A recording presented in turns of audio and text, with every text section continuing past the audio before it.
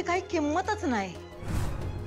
तुम्ही जर का आम्हाला थोडंसं प्रेम दिलं असतं, बायकोचा दर्जा दिला असता, तर समजा तुमच्या मनासारखं झालं असतं। आम्ही तुमच्या आणि तुमच्या मुलाच्या मध्ये पण आलो नसतो।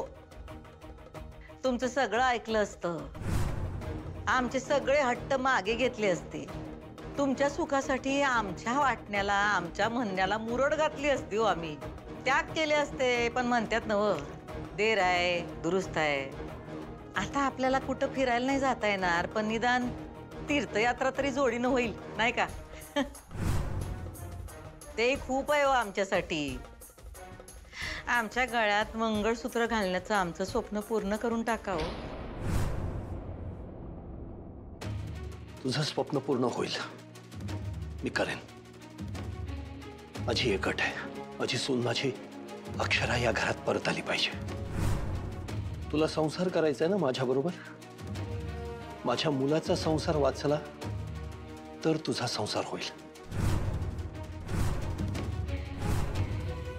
अक्षराला या घरच्या लक्ष्मीला जर घरी परत आणलंस ना, तर मी तुलाही या घरच्या लक्ष्मीचा मान देईन।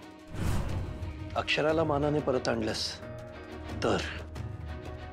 तर तुला हवं असलेलं बायकोचं स्थान मी देईन तुला।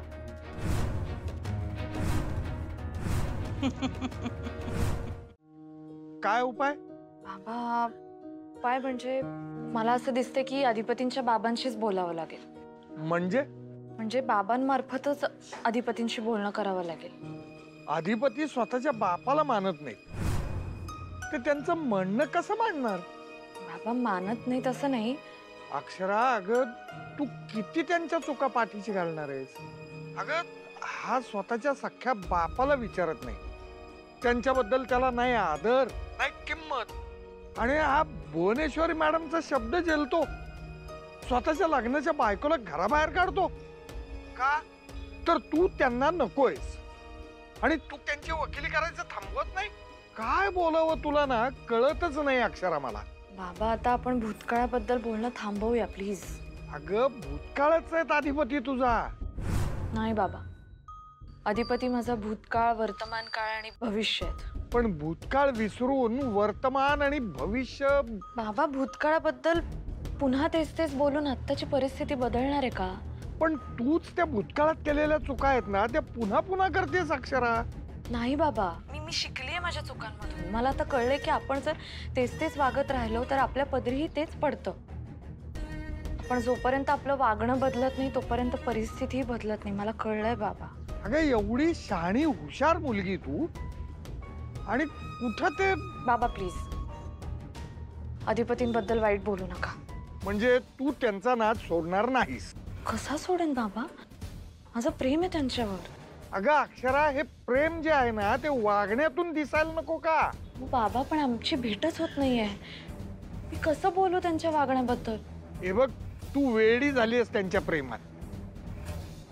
बाबा तुम्ही समजून घ्या ना प्लीज। तुम्हाला असं नाही वाटत का की माझ्या बाळाला त्याचे बाबा, त्याचं घर हे सगळं मिळावं, त्यांना आनंदात राहावं, असं नाही वाटत आहे तुम्हाला?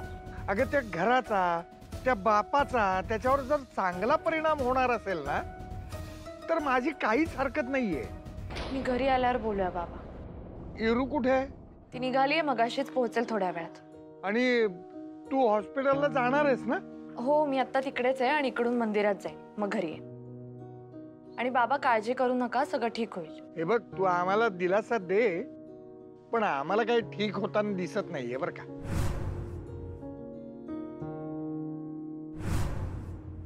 अहो काय हो? तिला भेटून आल्यानंतर मला माझी चूक कळली, मला जाणवलं की केवढी मोठी चूक केली आहे मी। आणि आता हे जे काही मी तुझ्याशी बोलतोय हे माझ्या मनानं, माझ्या इच्छेनं बोलतोय मी तुझ्याशी।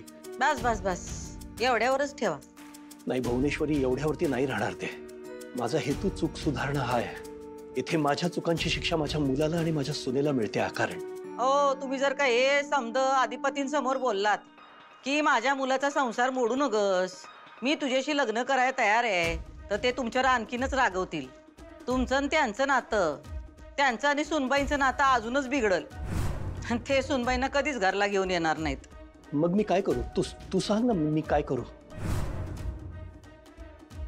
तुम्ही हे लग्न तुमच्या स्वतःच्या मनाने करताय असं त्यांना वाटलं पाहिजे। पण मग अक्षरा घरी कशी येणार? आम्ही सांगणार. आमचा शब्द ते मोडणार नाहीत. पण तुम्ही नाईलाजनी लग्न करताय म्हणल्यावर ते ही गोष्ट काय जास्त मनावर घेणार नाही. भुवनेश्वरी, काय वाटेल ते झालं तरी चालेल, पण अक्षरा घरी परत आली पाहिजे. मी बाकी तू तू जे सांगशील ते सगळं करेन मी. एकदा नाही, मी 10 वेळा तुझ्यासमोर गुडघ्यावर बसेन. तुम्हाला त्यांच्या समोर सांगावं लागेल की तुम्ही हे लग्न तुमच्या मर्जीने करताय. अधिपती समोर? त्याशिवाय तर आमचा बी विश्वास बसणार नाही. अच्छा, म्हणजे एकदा अधिपती समोर मी शब्द दिला की मला तो फिरवता येणार नाही म्हणून म्हणतेस. पण भुवनेश्वरी, जर चुकून तू शब्द फिरवलास तर? नाही फिरवणार आम्ही शब्द.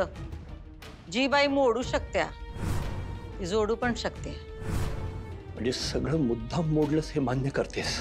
तुम्हीच आता म्हणला का नाही, तुम्ही प्रेमाने लग्न करताय का रागाने करताय याच्यात पडू नगस.